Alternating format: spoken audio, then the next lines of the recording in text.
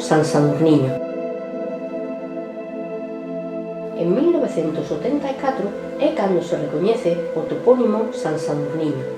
Ao chegar, aconséllanos encomendarnos a mitolóxica deusa Navia, para que conceda bo tempo. Os espazos verdes son variados e especialmente a ruta, como a do patrimonio ou a da natureza, no centro do concello. Enamoroume as áreas verdes, o paseo do río Navia, as fragas, os ríos destacando a gran fervenza do río Castro, que nestas datas e dadas as recentes choivas caídas no forboselo regálanos esta fermosa estampa. A ruta da natureza, subindo o curso do río Navia, déixanos na marxe esquerda a finca municipal, un espazo pensado para o lecer. O arboreto dános a coñecer especies arbóreas autóctonas. A súa dereita está a Fraga Máxica. Tardouse 4 meses en creala. As esculturas feitas con motosserra polos artistas locais Carlos García e Marina Gotti, encargados de decorar a Fraga da Cortiña.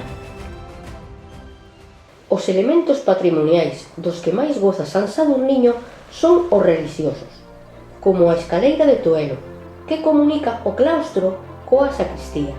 No lado o hórreo e o cruceiro, en pedra de Toelo, mineral do grupo das Serpentinas.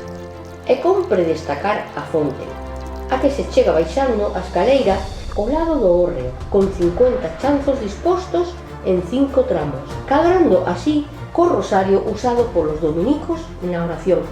O convento dos Templarios ou de Santa María do Rosario sitúase a carón da igrexa que lle dá nome, formando parte dela hasta 1935.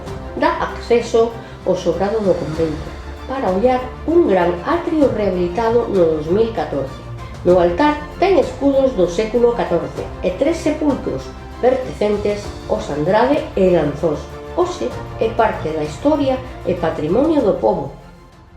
A Horta de Carlos Fornos, un proxecto para a recuperación e conservación de froiteiras tropias comarcais en perigo de desaparición. Conta tamén co Colmenar e atopámola á esquerda da Fraga Máxica, como un anexo á finca municipal. Sí, está facendo, botelles aí unha pouco fariña aos becerros, ao resto xa non lle... Botas un biste...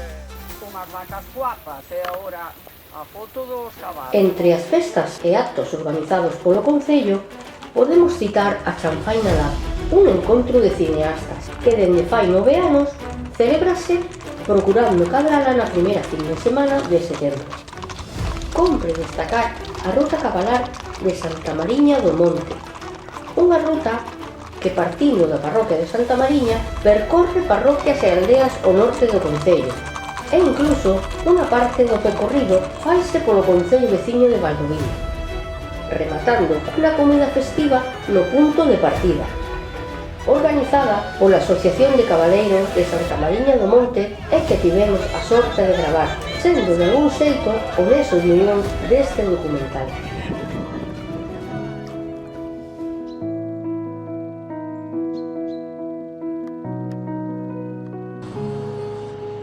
Chama moito a atención o tren de vía estreita, coa estación en Silvalonga e un apeadeiro en Lamas, a carón da estrada.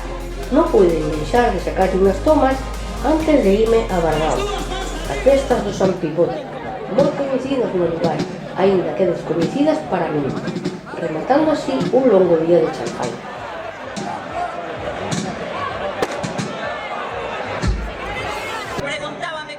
San Sadurniño, sin ter un núcleo urbano propiamente dito, conta algo máis de 12.000 habitantes moi espallados ao longo de 7 parroquias, con 197 entidades de poboación repartidas en 99,7 km cadrados.